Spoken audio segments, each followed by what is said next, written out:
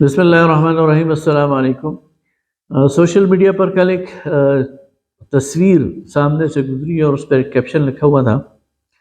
کہ ایک خاتون بہت ساری رقم لے کر اپنی بیگ میں وہ ایک ڈاکٹر کے پاس گئی۔ خاتون کو ایک موذی مرض تھا اور ڈاکٹر سے کہا کہ یہ ساری کی ساری رقم لے لو، خطیر رقم تھی، اور مجھے اس بیماری سے نجات دے دو۔ ڈاکٹرز نے اس کی رپورٹس چیک کی اور پھر معذرت کر لی کہ ہم کچھ بھی نہیں کر سکتے، یہ مرض لا علاج ہے اور آپ کا علاج ممکن نہیں۔ وہ خاتون باہر نکلی اور چیخ پکار کرنے لگ گئی اور وہ ساری رقم زمین پر بکھیر دی اور کہا کہ اس دولت کا کیا فائدہ ہے اگر اس سے صحت نہ خریدی جا سکے۔ یہ ایک ایسی خبر تھی کہ جس پر ظاہر ہے کہ ایک انسان کو چونک جانا چاہیے، اور جس کا بھی دل سلامت ہے اور جس کے پاس بھی دیدہ و دل ہیں وہ اس سے عبرت بھی حاصل کرتا ہے اور اس پر سوچ بچار بھی کرتا ہے۔ سب سے پہلی بات تو یہ ہے کہ یہ بالکل درست بات ہے کہ شفا ڈاکٹر کے پاس نہیں ہے، شفا کسی ہسپتال میں نہیں ہے، شفا کسی دوا میں نہیں، شفا اللہ رب العالمین کے پاس ہے۔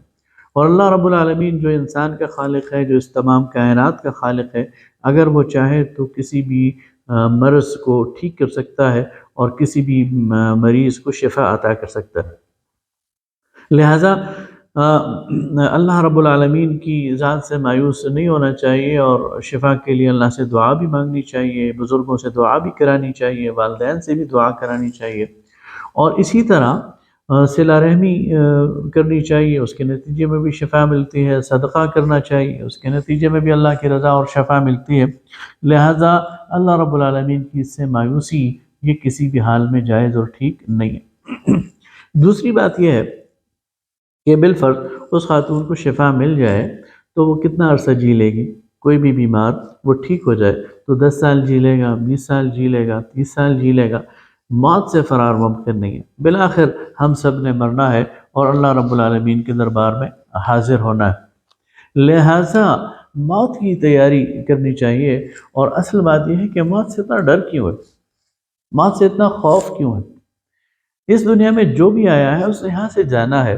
کوئی ذرا جلدی چلا جائے گا، کوئی ذرا دیر سے چلا جائے گا، لیکن کتنا جی کے جائے گا؟ 100 سال تو ہمارے ہاں کسی کی بھی عمر نہیں ہوتی، اور ہمیں اپنے معاشرے میں ارد گرد کوئی بھی ایسا نظر نہیں آتا جو 100 سال پورے جی سکا ہو۔ 90 95 میں بھی لوگ اٹھ جاتے ہیں، 70 میں بھی لوگ اٹھ جاتے ہیں، 60 میں بھی لوگ اٹھ جاتے ہیں، 50 میں بھی لوگ اٹھ جاتے ہیں، اور بچے پیدا ہوتے ساتھ بھی چلے جاتے ہیں۔ لہٰذا موت یہ تو ایک اٹل حقیقت ہے اور اس سے فرار اور مفر ممکن نہیں ہے۔ اللہ رب العالمین قرآن پاک میں سورہ رحمان میں فرماتا ہے کل من علیہا فان وَيَبْقَى وَجْهُ رَبِّكَ ذُو الْجَلَالِ وَالْإِكْرَامِ۔ اس زمین پر جو بھی ہے اس نے فنا ہونا ہے، اس نے ختم ہونا ہے، باقی رہنے والی ذات تو اللہ تعالیٰ کی ہے۔ لہٰذا موت تو اٹل حقیقت ہے اور اس کی تیاری کرنی چاہیے، اس کا سامنا کرنا چاہیے، اور اس کے بعد کی فکر بھی کرنی چاہیے۔ اس لیے کہ اللہ رب العالمین اہل ایمان کے بارے میں فرماتا ہے کہ لَهُم مَا يَشَاءُونَ عِندَ رَبِّهِمْ، ان کے لیے ان کے رب کے پاس بہت کچھ ہے۔ لہذا جو ہی موت کا وقت آتا ہے اس کے بعد اللہ رب العالمین کی مہمانی اور میزبانی شروع ہو جاتی ہے۔ اس لیے مومن کو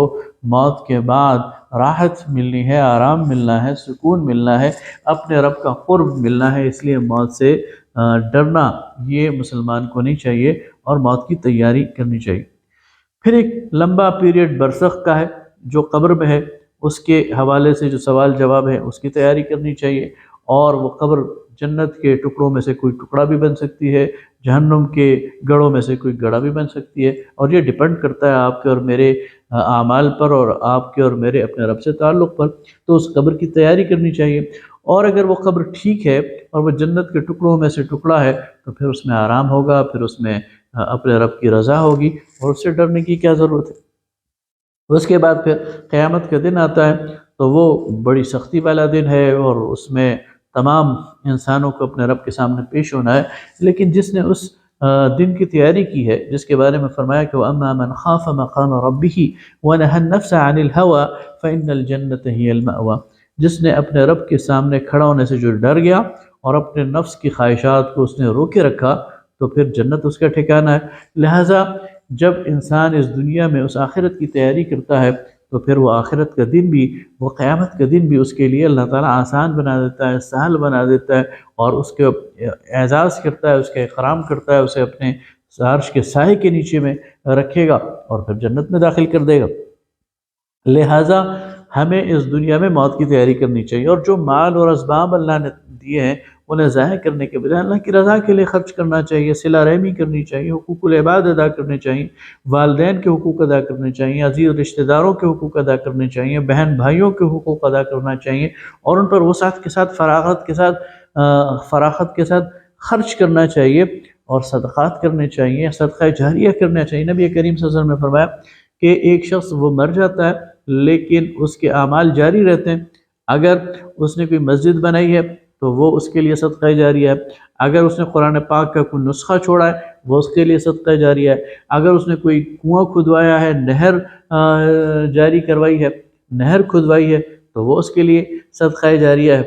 اس نے اولاد صالح چھوڑی ہے جو اس کے لیے دعا کرتی ہے تو یہ اس کے لیے صدقہ جاریہ ہے، اس نے کوئی درخت لگایا ہے تو یہ اس کے لیے صدقہ جاریہ ہے۔ لہٰذا صدقہ جاریہ کی طرف بھی سوچنا چاہیے، موت کے بعد کی فکر کرنی چاہیے اور اس کی تیاری کرنی چاہیے۔ شفا اللہ کے ہاتھ میں، اللہ تعالیٰ سے مانگنی چاہیے، اللہ تعالیٰ، اور اس کے لیے اسباب بھی اختیار کرنے چاہیے، اس کے علاج بھی کرنا چاہیے، اسے اچھے ڈاکٹرز کے پاس بھی جانا چاہیے، اچھی سے اچھی دوا بھی لینی چاہیے، جو ڈاکٹر تجویز کرے وہ سارے مراحل بھی طے کرنے چاہیے، لیکن اللہ سے توقع اور امید رکھنی چاہیے کہ وہ شفا دے گا۔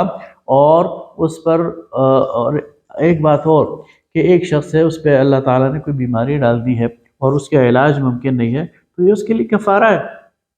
اسے اللہ کی رضا پر راضی رہتے ہوئے آخری مراحل کے لیے تیاری کرنی چاہیے، اپنے رب کے سامنے جواب دہی کے لیے تیاری کرنی چاہیے، اپنا مال اللہ کے راستے میں خرچ کر کر اپنے لیے آگے کا راستہ صاف کرنا چاہیے۔ اور وہ جو شاعر نے کہا تھا نا کہ موت کو سمجھا ہے غافل اختتام زندگی ہے یہ شام زندگی صبح دوام زندگی، تو موت فنا ہونے کا نام نہیں ہے، موت